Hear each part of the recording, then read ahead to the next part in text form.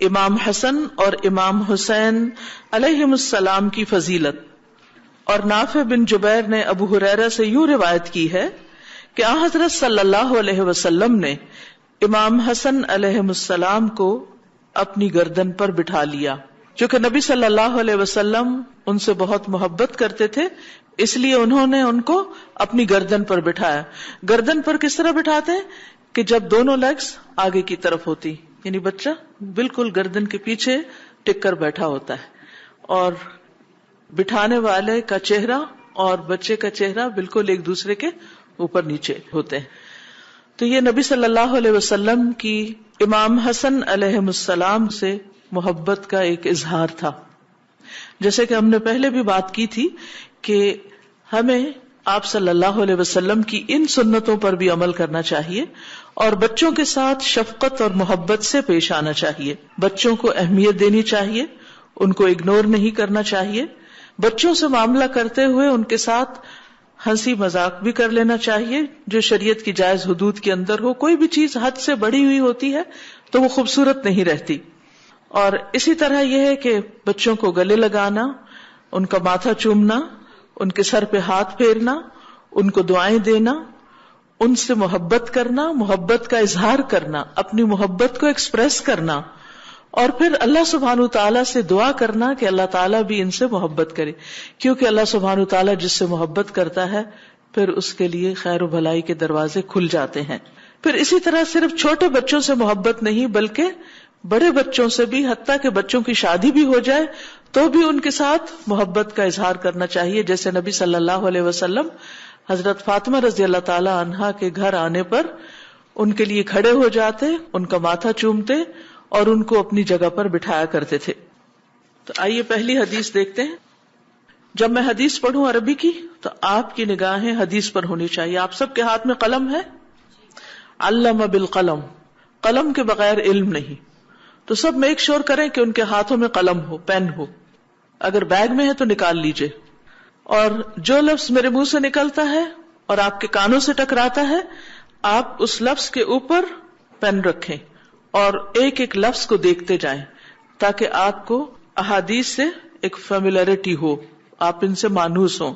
حدثنا صدقۃ حدثنا ابن عیینۃ حدثنا ابو موسیٰ عن الحسن سمع ابا بکرۃ سمعت النبی صلی اللہ علیہ وسلم علی المنبر والحسن الى جنبه ينظر الى الناس مرة وإليه مرة ويقول ابني هذا سيد ولعل الله أن يصلح به بين فئتين من المسلمين. امام بخاری اپنے استاد صدقہ سے روایت کرتے ہیں. ان کا نام ہے صدقہ بن الفضل، ان کی کنیت ہے ابو الفضل المروزی. ان کا ذکر پیچھے بھی گزر چکا ہے. اور صدقہ ابن عیینہ سے روایت کرتے ہیں. ابن عیینہ ابو موسیٰ سے، وہ الحسن سے. وہ کہتے ہیں کہ سمع ابا بکرۃ، انہوں نے سنا ابو بکرہ سے. یہ ابو بکر نہیں ہے، ایک اور صحابی ہیں ابو بکرہ. ابو بکرہ کہتے ہیں سمعت النبی صلی اللہ علیہ وسلم علی المنبر، میں نے رسول اللہ صلی اللہ علیہ وسلم کو منبر پر فرماتے ہوئے سنا. منبر کہاں رکھا ہوا تھا؟ مسجد نبوی میں. اور مسجد نبوی ایک پبلک پلیس تھی، یعنی سب لوگوں کے سامنے. والحسن الی جنبہ، اور حسن آپ کے پہلو میں تھے. ینظر الی الناس مرۃ، آپ لوگوں کی طرف ایک بار دیکھتے، وإلیہ مرۃ، اور ایک بار حضرت حسن کی طرف دیکھتے. یعنی کبھی ان کو دیکھتے کبھی لوگوں کو دیکھتے، حالانکہ آپ لوگوں سے بات کر رہے تھے. وَيَقُولُ، اور آپ فرما رہے تھے، ابنی ھذا سید، میرا یہ بیٹا سردار ہوگا.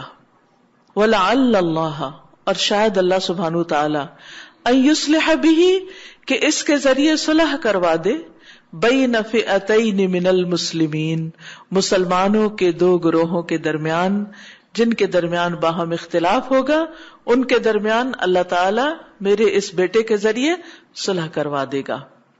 اور ہم دیکھتے ہیں کہ رسول اللہ صلی اللہ علیہ وسلم کی یہ پیشن گوئی سچ ثابت ہوئی. اس سلسلے کی مزید وضاحت صحیح بخاری سے ہی ہمیں ملتی ہے. ابو موسیٰ اسرائیل بن موسیٰ کہتے ہیں میں نے حسن بصری سے سنا، انہوں نے فرمایا کہ اللہ کی قسم، جب حسن بن علی معاویہ رضی اللہ عنہ کے مقابلے میں پہاڑوں جیسا لشکر لے کر آئے تو عمرو بن العاص نے کہا، میں ایسے لشکروں کو دیکھ رہا ہوں جو اس وقت تک واپس نہیں جائیں گے جب تک وہ اپنے مخالفین کو قتل نہ کر دیں۔ تو معاویہ رضی اللہ عنہ جو عمرو سے بہتر تھے، انہوں نے عمرو بن العاص سے کہا، اے عمرو، اگر انہوں نے ان کو اور انہوں نے ان کو قتل کر دیا، یعنی مسلمانوں کے درمیان اگر آپس میں جنگ ہو گئی تو لوگوں کے امور کی نگرانی کون کرے گا؟ ان کی عورتوں کی کفالت کون کرے گا؟ ان کے بچوں اور بوڑھوں کی حفاظت کون کرے گا؟ پھر معاویہ رضی اللہ عنہ نے قبیلہ عبد شمس سے 2 آدمی جن کا نام عبد الرحمن بن سمرہ اور عبداللہ بن عامر بن قریظ تھے، ان کو بھیجا اور ان سے کہا کہ تم حضرت حسن کے پاس جاؤ اور ان کو کچھ پیشکش کرو، ان سے گفتگو کرو اور ان سے کچھ مطالبے کرو۔ تو وہ دونوں حضرت حسن کے پاس گئے، ان سے گفتگو کی اور انہیں صلح کی پیشکش کی کہ ہم جنگ نہیں کرتے بلکہ صلح کر لیتے ہیں۔ حضرت حسن نے ان سے فرمایا کہ ہم عبد المطلب کی اولاد ہیں اور ہم نے خلافت کی وجہ سے کچھ نہ کچھ مال حاصل کر لیا ہے، اور یہ لوگ جو ہمارے ساتھ ہیں یہ اپنے خونوں میں بہت خرابی کر چکے ہیں۔ یعنی آپ کو معلوم ہے کہ نبی صلی اللہ علیہ وسلم کے بعد حضرت ابوبکر کے دور میں جب فتنہ ارتداد اٹھا تھا، یعنی بہت سے لوگ جو نئے نئے مسلمان ہوئے تھے، ابھی ایمان ان کے دلوں کے اندر نہیں گیا تھا، وہ بہت نئے تھے اسلام میں، تو آپ نے دیکھا کہ ان میں سے بہت سے لوگ پھر مرتد بھی ہو گئے تھے۔ پھر حضرت ابوبکر رضی اللہ تعالیٰ عنہ کی کوششوں سے واپس وہ اسلام کی طرف آئے۔ تو اس سے یہ پتہ چلتا ہے کہ صحابہ کرام کی تو اپنی ایک جماعت تھی جو نبی صلی اللہ علیہ وسلم کی تربیت یافتہ تھی، لیکن مدینہ میں صرف یہی لوگ نہیں رہتے تھے، اور مدینہ کے آس پاس جب اسلامی سلطنت بہت پھیل گئی تھی اس میں ہر طرح کے لوگ موجود تھے۔ لہٰذا بعد کے ادوار میں جب صحابہ کے درمیان کچھ اجتہادی اختلافات ہوئے تو ایسے ہی لوگ دونوں گروہوں میں کچھ ادھر کچھ ادھر شامل ہو گئے۔ اور آپ کو معلوم ہے کہ اسلام سے پہلے بھی دور جاہلیت میں عرب قبائل آپس میں لڑائی جھگڑے کرتے رہتے تھے۔ تو بہرحال انہوں نے کہا کہ یہ جو لوگ اس وقت ساتھ ہیں تو یہ تو پہلے بھی بہت کچھ لڑائی جھگڑے اور قتل و غارت کر چکے ہیں، تو ایسا نہ ہو کہ یہ کچھ اور مسئلہ کھڑا کر دیں، تو پھر یہ سارے انتظامات کون چلائے گا اگر مسلمانوں کا اس طرح قتل و غارت ہو گیا۔ تو اس پر حضرت حسن بصری کہتے ہیں کہ جب انہوں نے حضرت حسن کو کچھ چیزوں کی پیشکش کی کہ آپ ان مطالبوں کو مانتے ہیں، تو حضرت حسن نے کہا کہ اس کی ذمہ داری کون لے گا کہ جو کچھ تم کہہ رہے ہو وہ پورا کون کرے گا؟ تو ان 2 لوگوں نے کہا کہ اس کی ذمہ داری ہم لیتے ہیں۔ اس کے بعد حضرت حسن نے جس جس چیز کا مطالبہ کیا وہ دونوں یہی کہتے رہے کہ ہم اس کے ذمہ دار ہیں۔ چنانچہ حضرت حسن نے امیر معاویہ سے صلح کر لی، اور اس طرح جو خلافت تھی وہ حضرت حسن پھر دستبردار ہو گئے، پیچھے ہٹ گئے خود، اور 6 مہینے تقریباً انہوں نے خلافت کی ذمہ داری سنبھالی تھی، اس کے بعد وہ حضرت معاویہ کو دے دی گئی۔ حضرت حسن کہتے ہیں کہ میں نے ابو بکرہ کو کہتے ہوئے سنا کہ میں نے رسول اللہ صلی اللہ علیہ وسلم کو ممبر پر دیکھا جبکہ حسن بن علی آپ کے پہلو میں بیٹھے تھے، آپ کبھی لوگوں کی طرف دیکھتے اور کبھی ان کی طرف متوجہ ہو جاتے اور فرماتے میرا یہ بیٹا سید ہے اور امید ہے کہ اللہ اس کے ذریعے مسلمانوں کی 2 بڑی جماعتوں کے درمیان صلح کروا دے گا۔ اور حضرت حسن رضی اللہ عنہ کو یہ بہت بڑا کریڈٹ جاتا ہے کہ انہوں نے مسلمانوں کو ایک بہت بڑی جنگ سے بچا لیا اور خود اپنا عہدہ چھوڑ دیا۔ آپ دیکھیں کہ معمولی بات نہیں ہوتی کہ ایک شخص کو خلافت مل بھی جائے اور ایک شخص کو امیر بنا لیا جائے اور پھر اس کے بعد وہ خود ایک فتنے سے بچنے کے لیے اس سے دستبردار ہو جائے۔ تو بہرحال یہ حضرت حسن کی خوبی ہے۔ اگلی حدیث 90 حدثنا مسدد حدثنا المعتمر قال سمعت ابي قال حدثنا ابو عثمان عن اسامة بن زيد رضي الله عنهما عن النبي صلى الله عليه وسلم انه كان يأخذه والحسن ويقول اللهم اني احبهما فاحبهما او كما قال۔ امام بخاری کہتے ہیں کہ ہم سے مسدد نے بیان کیا، مسدد بن مسرحد بن مسربل، یہ ان کے باپ اور دادا کا نام تھا، الاسدی، قبیلہ بنو اسد سے تعلق رکھتے تھے، یہ امام بخاری کے استاد تھے، ان سے یہ حدیث روایت ہو رہی ہے۔ مسدد نے معتمر سے روایت کیا، معتمر کہتے ہیں سمعت ابی، میں نے اپنے والد کو سنا، قال وہ کہتے ہیں حدثنا ابو عثمان، ہمیں ابو عثمان نے حدیث بیان کی ان اسامہ بن زید، اسامہ بن زید رضی اللہ عنہما سے، ان النبی صلی اللہ علیہ وسلم، اور وہ نبی صلی اللہ علیہ وسلم سے روایت کرتے ہیں، انہ کان یاخذہ، کہ آپ صلی اللہ علیہ وسلم حضرت اسامہ کو لے لیتے تھے، یعنی اٹھا لیتے تھے، والحسن، اور حضرت حسن کو بھی، ویقول، اور فرماتے، اللہم انی احبہما، اے اللہ میں ان دونوں سے محبت کرتا ہوں۔ آپ کو یاد ہوگا کہ حضرت اسامہ جو تھے وہ ام ایمن حبشیہ کے بیٹے تھے اور سیاہ فام تھے، جبکہ حضرت حسن بہت سفید تھے۔ آپ صلی اللہ علیہ وسلم جب مسجد میں بیٹھتے تو بعض اوقات حضرت اسامہ کو اپنے ایک طرف بٹھاتے، ایک ٹانگ پر، اور دوسری پر حضرت حسن کو، اور دونوں کو اکٹھے گود لیتے تھے، اور کیا فرماتے کہ اے اللہ میں ان دونوں سے محبت کرتا ہوں، ایک آپ کی بیٹی کے بیٹے ہیں اور ایک آپ کے آزاد کردہ غلام حضرت زید کے بیٹے ہیں، لیکن دونوں کو ایکولی اٹینشن دے رہے ہیں اور دونوں سے محبت کر رہے ہیں، اور ان کے لیے دعا کر رہے ہیں کہ اے اللہ میں ان دونوں سے محبت کرتا ہوں، فَأَحِبَّهُمَا، اے اللہ تو بھی ان دونوں سے محبت فرما، او کما قال، یا اسی طرح کے الفاظ کہتے۔ ایک اور روایت میں آتا ہے کہ یا اللہ حسن سے محبت کر، اور جو کوئی حسن سے محبت رکھے اس سے بھی محبت کر، یعنی جو شخص حضرت حسن سے محبت کرتا ہے تو اس سے بھی محبت کر۔ تو اس کا مطلب یہ کہ اگر ہم حضرت حسن سے محبت رکھتے ہیں تو ہمارے لیے بھی رسول اللہ صلی اللہ علیہ وسلم کی یہ دعا ہے۔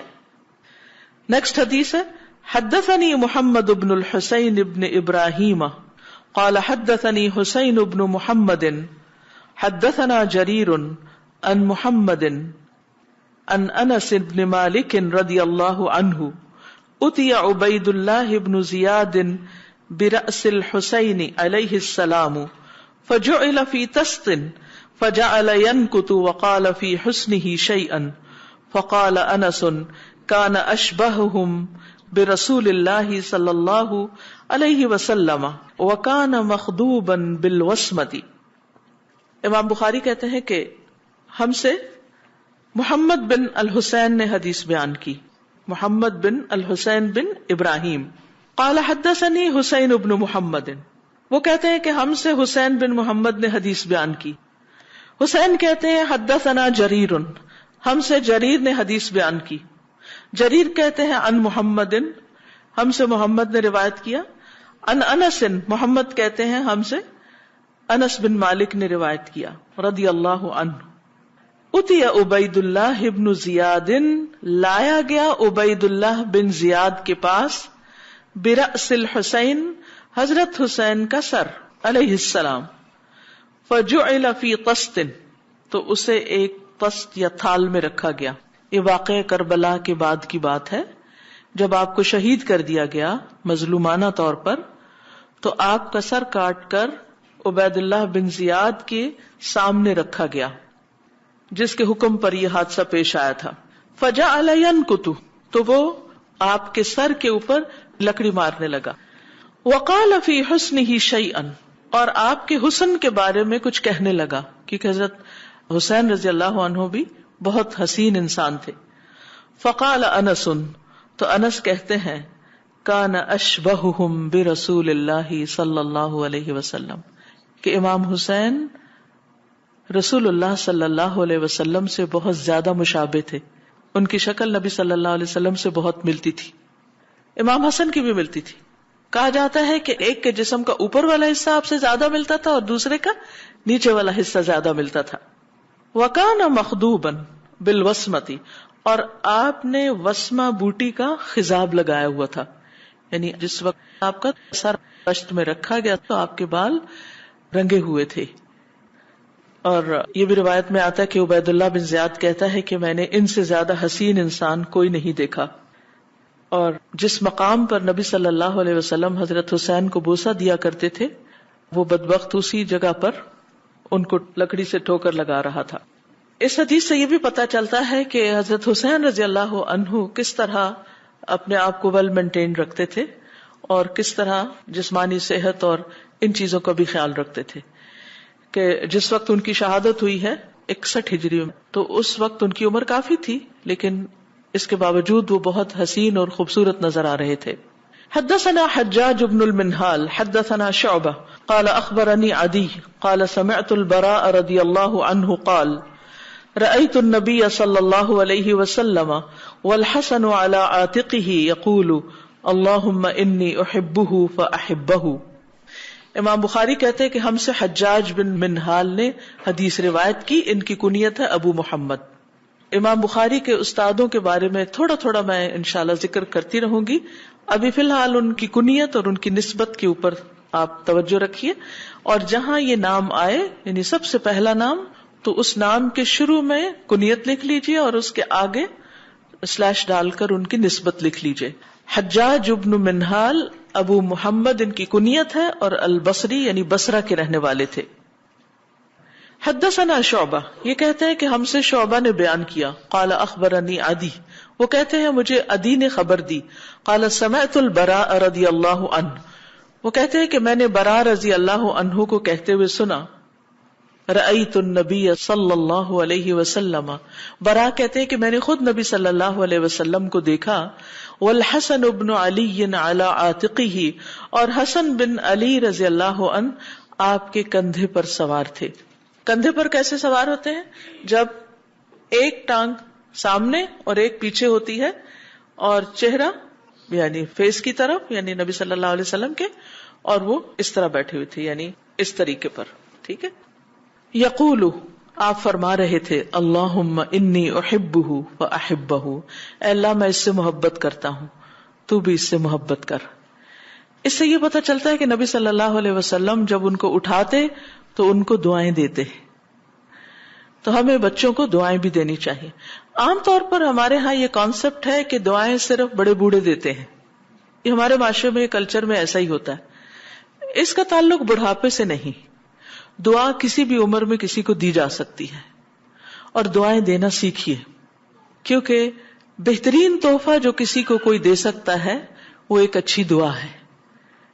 اور اگر وہ دعا اس کے حق میں قبول ہو جائے تو آپ دیکھیے کہ اس کے لیے تو فائدہ ہے ہی ہے، لیکن جب آپ دعا دے رہے ہوتے ہیں تو فرشتہ اس پر آمین کہتا ہے، اور فرشتہ آپ کے لیے وہی دعا کرتا ہے. یعنی اگر آپ کہتے ہیں کہ اللہ تعالیٰ فلاں سے محبت فرما، تو فرشتہ کہتا ہے کہ اللہ تعالیٰ تو اس شخص سے جو کسی کو دعا دے رہا ہے اس سے بھی محبت فرما. تو کسی کو دعا دینے میں فائدہ ہی فائدہ ہے، نقصان نہیں. اور یہ دعائیں اپنے گھر والوں سے شروع کرنی چاہیے. ہم بعض اوقات دوسروں کو تو لکھتے ہیں تو ان کو سلام، پیار، دعا سب کچھ لکھ دیتے ہیں یا بول بھی دیتے ہیں، لیکن گھر والوں سے محبت ہوتی بھی ہے دل میں تو اس کا اظہار نہیں کرتے. تو گھر والوں سے بھی کہنا شروع کیجئے، ان کو بھی دعائیں دیجئے. اور خاص طور پر جیسے پہلے میں نے ذکر کیا تھا کہ والدین کا ہم پر بہت احسان ہے. یعنی صبح لازمی طور پر آپ اپنے والدین کے لیے دعا کریں. قرآن مجید کو جو آپ روز صبح تلاوت کرتے ہیں اس کے پہلے صفحے پر لکھ کے رکھ لیں رب ارحمہما کما ربیانی صغیرا. قرآن مجید کی تلاوت کے بعد بھی دعائیں قبول ہوتی ہیں، تو اس وقت آپ یہ دعا کریں. اور اگر ان میں سے کوئی فوت ہو چکا ہے تو میت کی بخشش کی دعا جو ہے وہ آپ ان کے لیے کر سکتے ہیں. تو اس سے آپ دیکھیں گے کہ آپ کی اپنی زندگی میں بہت خیر و برکت آئے گی. جب آپ اپنے والدین کے لیے محسن ہوتے ہیں، ان کے لیے خیر خواہ ہوتے ہیں، ان کے لیے دعائیں کرتے ہیں، اور خصوصاً جب وہ فوت ہو جائیں تو پھر تو ہم ان کے احسانات کا بدلہ کسی اور شکل میں نہیں دے سکتے سوائے اس کے کہ ہم ان کے لیے دعا کریں. تو اس کو اپنا معمول بنا لیں. اسی طرح اپنے بچوں کو بھی دعا دیں. اور اس کے لیے آپ کیا کر سکتے ہیں؟ مثلاً جو ایک پہلا پیج ہے یا کوئی بڑا سا سٹیکر لے کر اس میں سب سے اوپر لکھیے رب ارحمہما کما ربیانی صغیرا. اس کے بعد ربنا ہب لنا من ازواجنا وذریاتنا قرۃ اعین واجعلنا للمتقین اماما. اور اگر آپ کے بچوں میں سے کوئی بگڑا ہوا ہے یا وہ بات نہیں مانتا یا آپ چاہتے ہیں کہ وہ اور زیادہ دین میں ترقی کرے، تو پھر یہ دعا رب اوزعنی ان اشکر نعمتک التی انعمت علی وعلی والدی وان اعمل صالحا ترضاہ واصلح لی فی ذریتی وَأَصْلِحْ لِي فِي ذُرِّيَّتِي. اللہ میری اولاد کی اصلاح کر دے، میری اولاد میں اصلاح فرما دے. انی تبت الیک، میں تجھ سے توبہ کرتا ہوں، جو بھی غلطیاں مجھ سے ہوئی، جو کوتاہیاں ہوئی، جو میں نے ان کی تربیت میں کمی کی اپنی نادانی کی وجہ سے، اے اللہ تو اس کو مجھے معاف کر دے. وانی من المسلمین، اور میں فرما برداروں میں سے ہوں، میں تیرا وفادار ہوں، میں تیرا تابعدار ہوں. تو اس طرح یہ کچھ دعائیں ایسی ہیں کہ جن کو آپ اپنے روٹین میں شامل کر سکتے ہیں، اور کسی دن دعا کرتے ہوئے ٹائم بھی آپ نوٹ کر سکتے ہیں کہ کتنی دیر لگی. اب یہ نہیں کہ یہ کسی حدیث سے ثابت ہے، یہ دعائیں تو قرآن و سنت ہی کی ہیں، لیکن اس وقت صرف آپ کو پابندی کرنے کا طریقہ بتایا جا رہا ہے. آپ یہ بھی کر سکتے ہیں کہ کسی نماز کے بعد پڑھیں، ضروری نہیں کہ آپ قرآن مجید کے بعد پڑھیں، آپ کسی نماز کے بعد پڑھ لیں، آپ کہیں لکھ کے لگا لیں، دن کے کسی حصے میں ان کے لیے دعا کریں، لیکن ان اپنے قریبی لوگوں کو اپنی دعاؤں میں ضرور یاد رکھیں. اور اس کے بعد سب مسلمانوں کے لیے باقی جو دعائیں ہیں، ربنا آتنا فی الدنیا حسنۃ، تو جمع کا صیغہ جب آپ استعمال کریں تو اس میں اپنے لیے، اپنے خاندان کے لیے، اپنے دوستوں کے لیے، شاگردوں کے لیے، سب مسلمانوں کے لیے اس میں نیت کر لیں کہ اللہ تعالیٰ سب کو بھلا کر. ٹھیک ہے. تو نبی صلی اللہ علیہ وسلم کی یہ سنت جو ہے دوسروں کو دعا دینے کی، اسے ہمیں اپنی زندگی میں شامل کرنے کی ضرورت ہے. نیکسٹ حدیث ہے، حدثنا عبدان اخبرنا عبد اللہ قال اخبرني عمر بن سعید بن ابی حسین عن ابن ابی ملیکۃ عن عقبۃ بن الحارث قال رأيت ابا بکر رضی اللہ عنہ وحمل الحسن وهو يقول بأبی شبیہ بالنبی صلی اللہ علیہ وسلم لیس شبیہ بعلی وعلی یضحک. امام بخاری کہتے ہیں کہ ہم سے عبدان نے روایت کیا. عبدان عبداللہ بن عثمان بن جبلہ ہے الازدی. وہ کہتے ہیں کہ اخبرنا عبداللہ، ہمیں عبداللہ نے بیان کیا. عبداللہ بن مبارک کی طرف اشارہ ہے جو ان کے استاد تھے عبدان کے. اور وہ کہتے ہیں کہ ہم سے عمر بن سعید بن ابی حسین نے، اور انہوں نے ابن ابی ملیکہ سے، انہوں نے عقبہ بن حارث سے، انہوں نے کہا میں نے ابو بکر کو دیکھا. رأیت ابا بکر، کس نے دیکھا؟ کس نے دیکھا؟ ہاں توجہ سے دیکھیے نا کہ کون کہہ رہا ہے میں نے دیکھا. عقبہ بن حارث کہہ رہے ہیں میں نے دیکھا ابو بکر رضی اللہ عنہ کو. کیا دیکھا؟ وحمل الحسن، اور وہ حسن کو اٹھائے ہوئے تھے، بچے تھے تو ان کو گود لیے ہوئے تھے. وہو یقول، اور وہ کہہ رہے تھے بأبی، میرے ماں باپ قربان ہوں، میرا باپ تجھ پہ صدقے. جیسے ہم کہتے ہیں نا، ہم کہتے ہیں میں صدقے جاؤں، تو وہ کہتے تھے بے ابی، میرا باپ تم پہ صدقے جائے. شبیہ بالنبی صلی اللہ علیہ وسلم، کہ تم، یعنی حسن کو اٹھا کے تھے، تم نبی صلی اللہ علیہ وسلم سے کتنا زیادہ ملتے ہو. یہ تو نبی صلی اللہ علیہ وسلم کی شبیہ ہے، آپ سے مشابہت رکھتے ہیں، آپ سے ریزمبلنس رکھتے ہیں. لیسا شبیہ بعلی، یہ علی کے مشابہ نہیں ہے. وعلی یضحک، اور حضرت علی یہ دیکھ رہے تھے اور وہ ہنس رہے تھے. یاد رکھیے کہ صحابہ کرام کی آپس میں دوستی تھی اور وہ ایک دوسرے سے محبت کرتے تھے. یہ بعد کے لوگوں نے اس قسم کی غلط فہمیاں پیدا کی کہ وہ شاید ایک دوسرے سے گرج رکھتے تھے. ٹھیک ہے، ان کے درمیان اجتہادی اختلافات ہوئے اور بعض اوقات شدید اختلاف بھی ہوئے، لیکن اس کے باوجود ان کے دل آپس میں ملے ہوئے تھے. اور یہاں پر حضرت ابو بکر جب یہ کہہ رہے ہیں کہ یہ اپنے نانا سے ملتے ہیں تو حضرت علی ہنستے ہیں، خوش ہوتے ہیں اس پر، کیونکہ حضرت علی کو بھی حضور صلی اللہ علیہ وسلم سے محبت ہے اور وہ اس کو مائنڈ نہیں کرتے، برا نہیں مناتے. اسی طرح اگر آپ کا کوئی بچہ آپ سے نہیں مشابہت رکھتا، آپ کے پیرنٹس یا کسی نانی دادی سے یا پھپھی یا چچا سے رکھتا ہے، اور کوئی آ کے یہ کہتا ہے تو اس کو دل پہ نہ لے کہ اچھا بچہ تو میرا ہے اور ملتا کسی اور سے ہے. نہیں، ایسی چیزیں انجوائے کرنے کی ہوتی ہیں، اور یہ ہلکی لائٹ قسم کی گفتگو ہوتی ہے ایک دوسرے کے ساتھ اپنے تعلق کو ظاہر کرنے کے لیے اور محبتوں کے انڈائریکٹ اظہار کے لیے.